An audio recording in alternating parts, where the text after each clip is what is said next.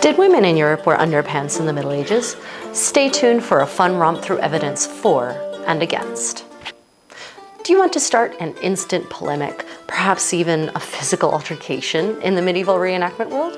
Then mention the subject of women's underwear and boom, instant caged grudge match. So why is the topic so contentious, and what is the evidence for women having not worn what we understand as underpants? As to the first, I do not really have an answer, but the subject tends to explode on any given social media conversation where it crops up, akin to the topic of gun ownership, COVID vaccinations, and women's reproductive rights. But I digress. As for the second, what is the evidence for women having not worn them? I've asked around, and it seems that it is a lack of evidence for women having worn them, above all in the visual record, along with certain laws requiring certain kinds of women to wear underwear and church sermons decrying the practice. So, did women wear underwear in the Middle Ages? My super helpful answer? Possibly, depending on where and when in that 1,000-year period of history.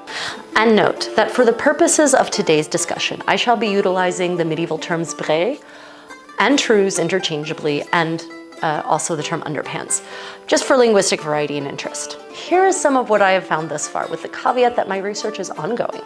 You can thus make the call for yourself. I know, not my usual overly assured self-confidence, hashtag Contessa indecision. First off, let me say that my research thus far is focused on the period from 1300 to 1500 in modern-day France, Italy, Germany, and Austria.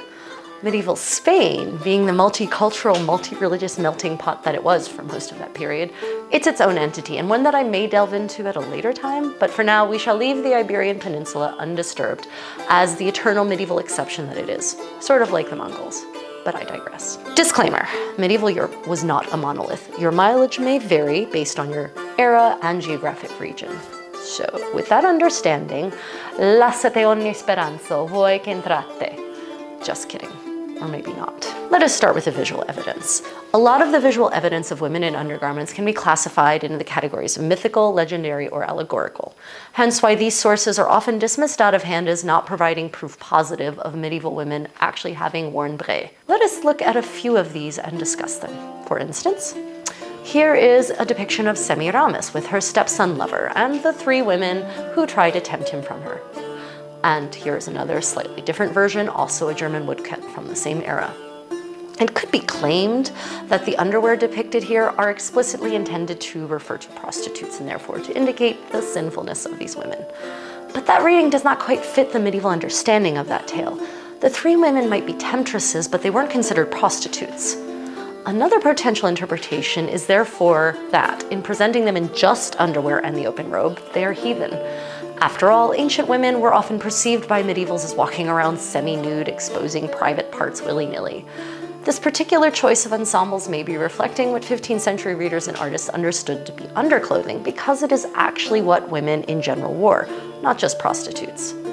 These woodcuts could also be depicting them as wearing what medieval people may have perceived as lingerie, bedroom clothing intended to seduce the sun away from Semiramis, which to my mind does not preclude this as something that actual 15th century women may have worn as well, even though the idea of lingerie is, as we understand it, is of course a bit more modern, but not necessarily entirely. After all, these braids look exactly like braids in which actual 15th century men and even a few women are depicted. There's nothing exotic or fanciful about their shape or ornamentation.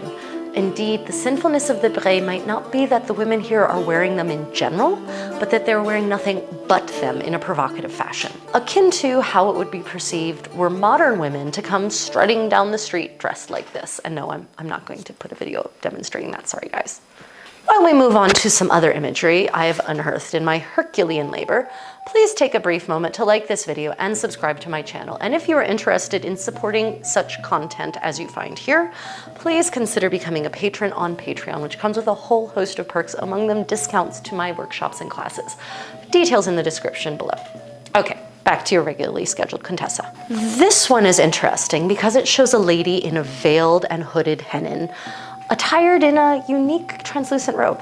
If one looks very closely at her nether regions, one can see a pair of braids painted in there. See the bikini line?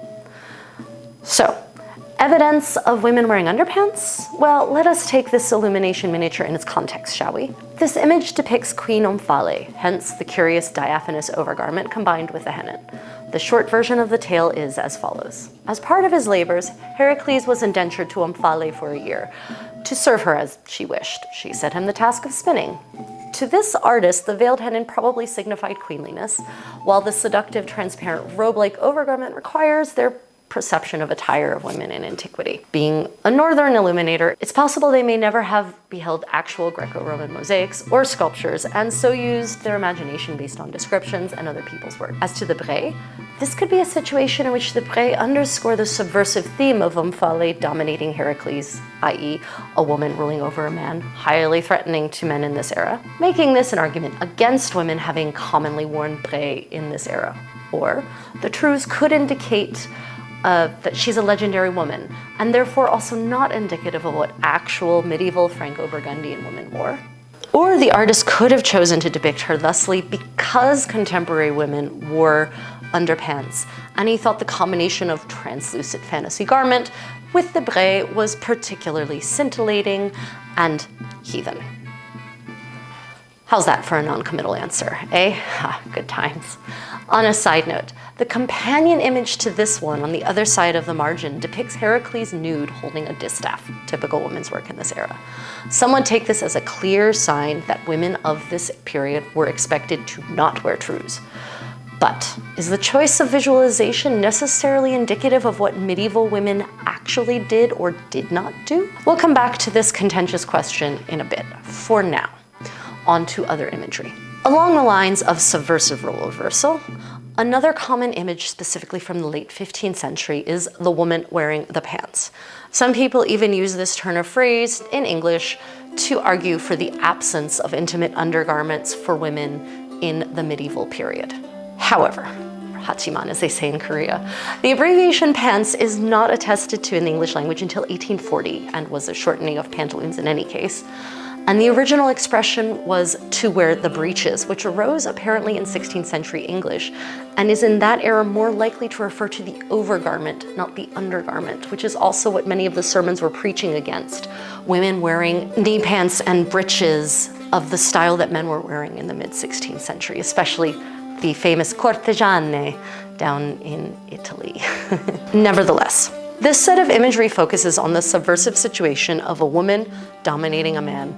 And one of the ways it does so is by showing the woman pulling on a pair of trews. This is also often interpreted as an argument against female undergarment usage in this era, however, hachiman. What if the issue is not wearing any sort of brays, but specifically the type of brays themselves? In the later 15th century, for instance, men's underwear becomes much more sophisticated to include models featuring pouches for all the little dangly bits. Many of these images I have found seem to depict this extremely masculine set of underwear, which might mean that the role reversal is not signified by the lady wearing bray at all, but by the specific genre. Another set of imagery where one will find women in underwear, commonly, is fountain of youth scenes, in which elderly individuals are plunging themselves, or in some cases being plunged like sacks of turnips, with mad abandon into rejuvenating waters. Note that, as with many common motifs and themes, medieval illuminators and other artists tended to follow pattern books of stock imagery, hence why one may find multiple depictions of nearly exactly the same scene looking almost exactly the same. So, why does this artistic practice matter? It means that the frequency of the depiction of a particular style may not provide an accurate reflection of the frequency of the practice of the phenomenon in question in terms of quotidian reality. How's that for a fun sentence? In the case of the Fountain of Youth, there is often at least one woman wearing bray, but one might make the argument that they are wearing bray due to incontinence rather than as a common practice of healthy women. Hence why the young ladies in the fountain are suddenly not wearing any underpants at all, even if they go into the fountain with them, while the men all are. It's like magic. Although in this fountain scene, the woman in bray is not a decrepit old crone like the others. Note how she is not toothless, withered, and gray like the other obviously elder stateswomen here. I would thus debate whether her bray, are for the incontinence of age, although perhaps incontinence due to other medical issues such as damage from repeated childbearing over the years. Oh, the joys of being a medieval woman. The potential age of this underpants wearing lady aside, one could also make the argument that the young women in the fountain have been highly objectified and sexualized by a most likely male artist creating for a most likely heterosexual male audience, and therefore presented naked. While by contrast, the men have not received the same treatment and are therefore modestly covered. So, why is the visual record not necessarily accurate when it comes to what women actually wore and considered to be standard in terms of clothing? As Sherry C.M. Lindquist notes in her paper, Visualizing Female Sexuality in Medieval Cultures, quote, "The male clerical voice predominates in the record, distorting the visual representations of women, especially ones in moralizing or moralized imagery." She goes on to note, quote, "Even when we do encounter a Hildegard von Bingen, an Héloïse, a Christine du Pizan, or a Marjorie Kemp, we are aware that their voices only come to us filtered through patriarchal structures." And this bias most assuredly applies to the visual record as well. So, even if the artists are non-clerics, or even in rare cases women, their choices of depictions are heavily impacted by this paradigm. I would even suggest that morally virtuous women are depicted nude because this harkens back to pre-fall man, innocent and naive. Whereas morally corrupt women are depicted in Bray to recall the sinful Eve after eviction from paradise with her fig leaf trews. Along these lines, here is a 15th century fresco from Italy depicting the temptation of St. Anthony and the demon temptress who is tempting him by lifting her skirts and showing oh so scintillating knee-length trews. This could again be an indication that she is sinful for wearing underwear, that she is sinful for wearing male-style underwear, or that just showing the underthings that women wore every day is sinful. So many potential interpretations, and not necessarily a hard answer here. This concept of pre-fall women being nude and sinful post-fall women covering their genitalia may also account for Fountain of Youth scenes, in which young women are depicted nude. The implication may be that they have been restored to their pre-fall state of youthful innocence. So then, why are the men also still depicted in their underpants in these scenes? For one, there could have been an association between barbarism and exposed male genitalia, a concept that stretched back to the pre-Christian Roman Empire, hence all of those classical male nude statues with very petite bits. Moreover, it could have well been the convention to simply not show men completely nude. The artists being mostly men and often clerical, they may have simply shied away from the graphic nature of the phallus and testes. On top of all this, there may have been a double standard at play as well. Perhaps it was perfectly acceptable, perhaps even desirable, to depict women fully nude, fully accessible, and vulnerable to the male gaze, but not to do so for men. Film theory 401 sort of stuff. Freud could possibly have had a field day with this topic. Oh, in fact, I think he did, in any case. Of course, I've also considered that there might be a practical level to depicting men in Bray, but women not. Quite prosaically, it is easier to draw and or paint Bray than it is to draw and or paint male genitalia, whereas female genitalia can be represented with a simple line. So perhaps that played into the choice to generally show women nude, but men in Bray. Just amusing, I have, and one I have noted from sketching, painting, myself, but this is not backed up by any specific evidence, so just putting that out there. Final note on the potentially suspect nature of the visual record. In this regard specifically, consider the vast discrepancy between very selective visual representations and the reality of day-to-day life in our own modern world. If people 1,000 years from now were to base their recreations of our fashions and beauty standards on the imagery found in publications such as magazines and even on the web, consider all those highly sexualized, highly stylized selfies floating about, or even the way women have been depicted in mass publications such as, oh, I don't know, Penthouse and Playboy, the result would be, well, extremely skewed and not at all representative of the day-to-day reality, especially as to the nature of quotidian undergarments commonly worn. Well, With all of that information, your brain is probably spinning and you are wishing to think about anything other than undergarments and gender theory and the Middle Ages. So what are your thoughts thus far? Where do you stand in this debate?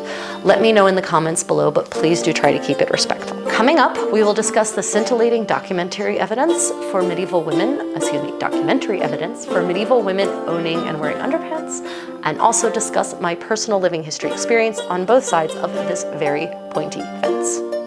Until then, stay creative and stay tuned for your moment of kitty zen. Our first family meal.